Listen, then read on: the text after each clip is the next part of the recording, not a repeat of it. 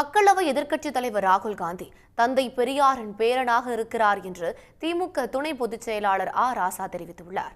சென்னை தேனாம்பேட்டையில் நடைபெற்ற வக்ஃபு திருத்த மசோதாவிற்கு எதிராக வக்ஃபு ஒழிப்பு சட்டம் கருத்தரங்கில் காங்கிரஸ் மூத்த தலைவர் பீட்டர் அல்போன்ஸ், இடதுசாரி செயற்பாட்டாளர் மருதையன் ஆகியோரும் பங்கேற்று பேசினர். இன்றைக்கு ராகுல் காந்தி காந்திக்கு பேரனா நேருவுக்கு பேரனான்னு தெரியாது. அவர் இன்றைக்கு பெரியாரின் பேரனாக இருக்கிறார். செக்யூலரிசம் பேசுகிறார். என்ன புத்தகம் படிக்கலாம் என்று எங்களை எல்லாம் கேட்கிறார். நாங்கள் எல்லாம் கொடுத்து கொண்டிருக்கிறோம். இது நாட்டில் பெரும்பான்மையாக காங்கிரஸ் வருமா என்பதல்ல. ஆனால் இன்னமும் நம்பிக்கை ஒளியை ராகுல் காந்தி மூலமாக, காங்கிரஸ் மூலமாக நாங்கள் பெற்றுக் கொண்டிருக்கிறோம் என்பது உண்மை. இன்னைக்கு ஏன் புதிய கல்விக் கொள்கை வேண்டாம் என்று சொல்கிறோம்?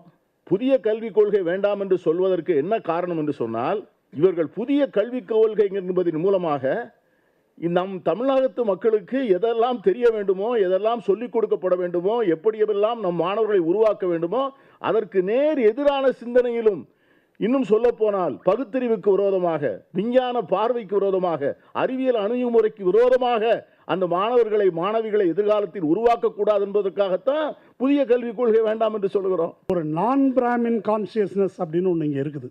அதனால தான் ஹிந்து வர்சஸ் முஸ்லீம் என்று வட இந்தியாவில் உருவாக்குவதை போன்ற ஒன்றை தமிழகத்தில் அவர்கள் உருவாக்க முடியவில்லை. இஸ்லாமியர்களும் கிறிஸ்தவர்களும் உள்ளடக்கிய அனைவரும் நம்மாளுங்க, நான் பிராமின்ஸ்.